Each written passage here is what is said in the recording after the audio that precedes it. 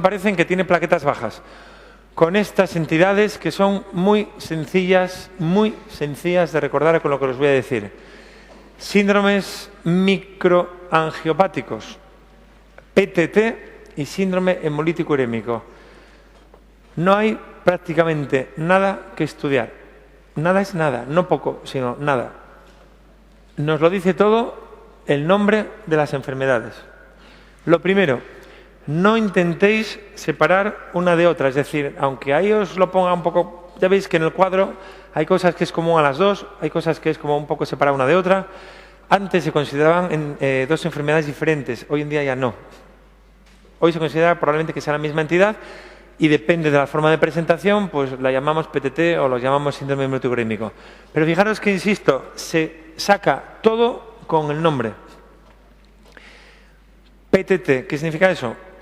Púrpura, o sea, hemorragia, por eso estamos aquí. Trombótica, trombocitopénica, es decir, la hemorragia es por trombopenia, también lo era en la inmune, pero aquí no es inmune, es por trombosis, es decir, la trombopenia es porque se forman trombos, la trombopenia es por consumo.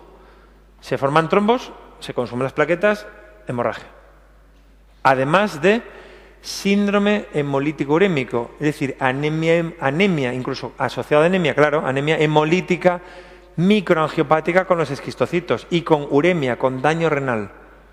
Eso es la característica de esta o estas, llamadlo como queráis, entidad. Eso es toda la clínica, no hay nada que estudiaros. Lo que sí podéis, merece la pena yo creo, es entender el por qué ocurre.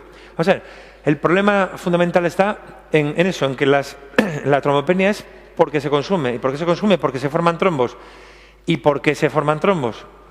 Bueno, pues hay muchísimas entidades que lo que hacen es, por desgracia, provocar un daño endotelial de forma que aumentan las sustancias que favorecen la agregación plaquetaria, como es la liberación de ese factor von Willebrand, y además disminuyen sustancias antiagregantes, como es esa prostaciclina.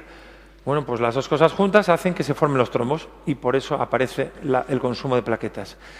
Esquistocitos, claro, acordaros, síndrome hemolítico urémico, hemolítico, anemia hemolítica microangiopática con los esquistocitos, claro que aparece aquí. Cumulus negativo, aquí no hay inmunidad asociada, cumulus negativo. La PTT se denomina también enfermedad de Moscovitz, el síndrome hemolítico urémico se denomina también enfermedad de Gasser.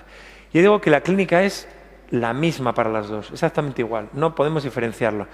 Cuando afecta a mujeres de edad más o menos media se suele hablar de la PTT, cuando afecta a niños, sobre todo post-infecciones, se suele hablar más de síndrome hemolítico urémico, pero lo que acabo de decir ahora tampoco es importante, porque realmente el que se hable más de uno u otro está en función de dónde está el mayor daño, porque la triada clínica es la misma para las dos, es lo que ya conocemos, anemia hemolítica microangiopática con los esquistocitos, con la trombopenia por consumo y con el fallo renal, para las dos. Que tiene más extensión, es decir, es más multiorgánica, por decir así, más afectación, aparte de renal, cardíaca, más afectación neurológica, bueno, pues se suele denominar más la PTT. Que está más localizado el riñón, se suele llamar más síndrome hemolítico urémico, pero es lo mismo. Si hay más afectación generalizada, tiene por pronóstico mayor mortalidad que si está localizada en el riñón. ¿Y cuál sería el tratamiento de esta o de estas entidades? Pues antes de saber el tratamiento, pensar cuál es el problema. El problema son todas esas sustancias proagregantes que dan lugar a que se formen los trombos. Pues hay que intentar eliminar esas sustancias. ¿Cómo? Con la plasmaféresis. Plasmaféresis para eliminar esas sustancias proagregantes junto con la transfusión de plasma fresco congelado si es que es necesario. Cuando está dañado el riñón, pues habrá muchas veces que meter al paciente en un programa de hemodiálisis, de hemodiálisis. ¿De acuerdo? No se parece en nada, insisto, a la anterior, a la PTI, que había un cuadro agudo, uno crónico con sus anticuerpos.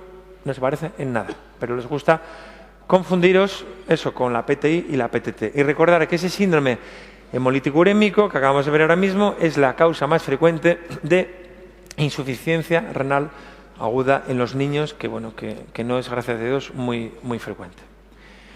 Me habéis